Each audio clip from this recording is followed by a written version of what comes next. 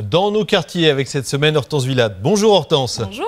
Et vous allez nous parler musique classique précisément. Vous êtes allée à la rencontre de Zaya Ziwani, directrice du Conservatoire de musique et de danse de Stein en Seine-Saint-Denis.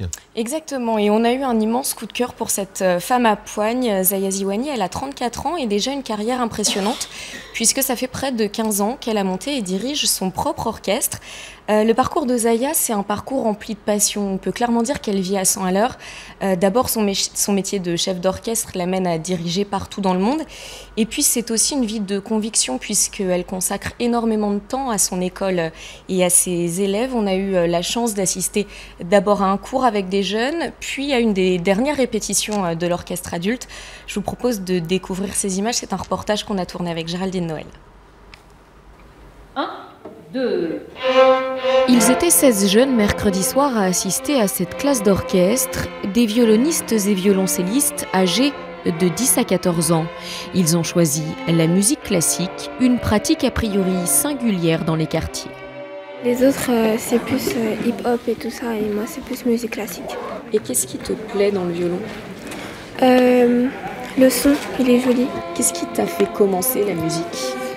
En écoutant à la télé, en regardant des orchestres. Elodie nous disait que c'était pas très courant. Il y en a certains qui aiment bien ça, et il y en a qui se moquent un petit peu. Travailler avec Zaya, tu le vois comme un privilège ? Elle est un petit peu comme nous.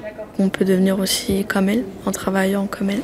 Le travail, une valeur clé pour Zaya Ziwani. Ayant elle aussi grandi en Seine-Saint-Denis, elle sait que le chemin vers la réussite est parfois plus sinueux pour ces jeunes.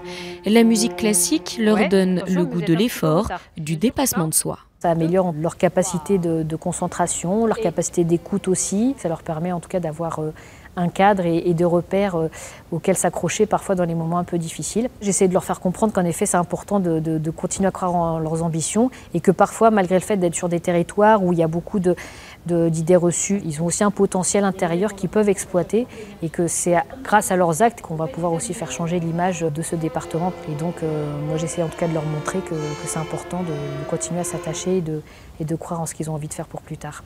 Et c'est cette persévérance qui a permis à Zaya Ziwani d'acquérir autant de prestige. Et directrice de l'école de musique de Stein, elle est donc aussi chef d'orchestre. Repérée très tôt par un célèbre maestro, formé entre la France et l'Allemagne, elle n'a que 20 ans lorsqu'elle monte l'orchestre symphonique Divertimento, 70 musiciens professionnels qu'elle mène à la baguette. Non, s'il vous plaît, il y a beaucoup trop de bruit. Jeune, femme, issue des quartiers, un modèle, cette Zaya Ziwani. Mon profil est assez atypique dans le milieu de la musique. On ne s'attend pas justement à ce qu'une jeune femme issue de ces quartiers populaires devienne un jour chef d'orchestre. Mais bon, moi j'ai toujours gardé ce cap-là, j'ai toujours été très exigeante dans mon travail. Et donc maintenant, moi j'ai envie qu'on me reconnaisse pour mes qualités de chef d'orchestre et pas pour l'originalité de ce parcours, puisque j'ai pu faire mes preuves et je fais encore maintenant tous les jours mes preuves en tant que chef d'orchestre. Et maintenant, que ce soit un homme ou une femme, j'espère que ça va devenir de plus en plus accessoire, en tout cas pour moi, et justement faire en sorte que maintenant, ça soit plus quelque chose d'exceptionnel. Son parcours en tout cas l'est exceptionnel. Zaya se produit sur de nombreuses scènes. Si elle ne devait en retenir qu'une, peut-être celle de l'Orchestre national d'Algérie, sa deuxième culture, où elle est premier chef d'orchestre invité. Un talent reconnu mondialement, mais qui ne lui fait pas pour autant oublier l'essentiel.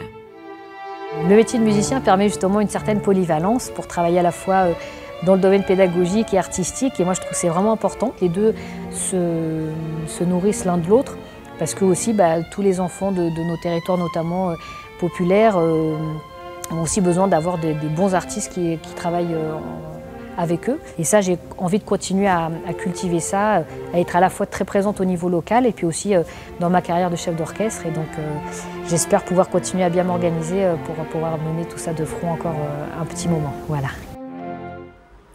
Alors Hortense, on l'a compris, avec son orchestre, elle amène aussi une démarche de sensibilisation et de démocratisation de la musique symphonique. Voilà, en fait, le but, c'est de favoriser les rencontres entre générations autour de la musique classique. D'abord à travers des concerts éducatifs qui sont adaptés au niveau des élèves, primaire, collège ou lycée, et qui vont leur permettre d'abord de découvrir les instruments, d'écouter et d'apprécier les œuvres, et puis de rencontrer tous les acteurs d'un orchestre. Sont organisées aussi ce que Zaya a appelé les diverticlasses, un petit peu plus pointues. Elles permettent de former l'oreille de potentiels futurs musiciens. Et puis pour que le public puisse découvrir l'orchestre grandeur nature, Divertimento ouvre ses portes à l'occasion de répétitions générales. Et là, Zaya vient donner un petit cours en amont pour que le concert soit apprécié au mieux. Ça vaut vraiment le coup de voir ce qu'ils font. Le plus frappant pour nous, c'était de voir le pouvoir que Zaya a sur ses musiciens et en même temps le plaisir qu'elle prend à les rendre toujours meilleurs et à les mettre en valeur avec le plus d'harmonie possible. Donc si vous voulez assister à un concert, les prochaines dates, bon, cet après-midi et ce soir à Beauvais dans l'Oise, demain à Pompoint dans l'Oise également, le 20 novembre à Stein, là où nous nous sommes rendus, et le 25 à Noyon dans l'Oise également.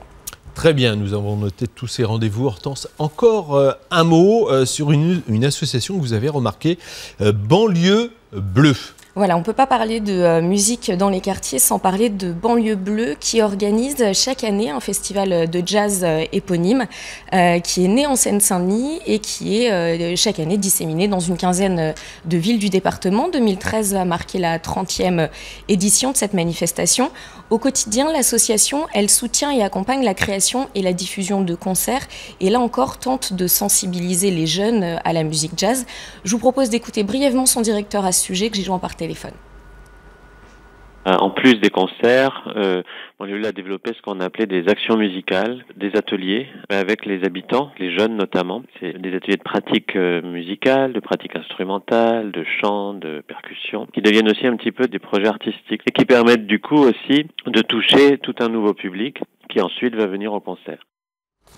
Et la prochaine édition donc de ce festival se tiendra du 5 au 26 avril prochain et donc dans tout le département de la Seine-Saint-Denis. Et vous nous en reparlerez très certainement, J'espère. Hortense. Merci beaucoup. Merci Hortense.